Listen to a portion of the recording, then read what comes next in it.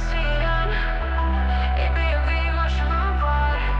Tasavvur edebilirsen maşınım sana gösterim. Seni karşılayacağım ben sevgimle. Sana sarılacağım yolun her iki tarafında. Elini sıkacağım, dudaklarını öpeceğim.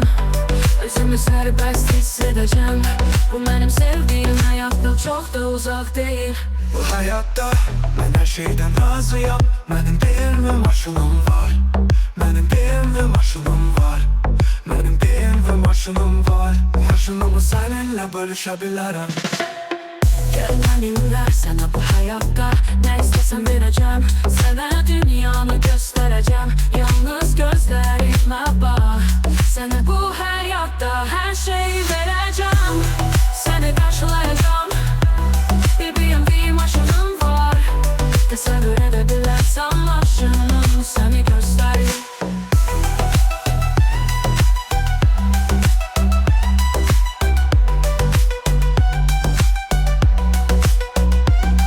Seni karşılayacağım derin sevgimle. Sana sarılacağım yolun her iki tarafında. Elini sıkacağım, dudaklarını öpeceğim. Özümü sevdiğim hayattan çok da uzak değil. Bu hayatta ben her şeyden razıyım. Benim bir ve maşınım var. Benim bir ve maşınım var. Benim bir ve maşınım var. Maşınımı seninle bölüşebilirim.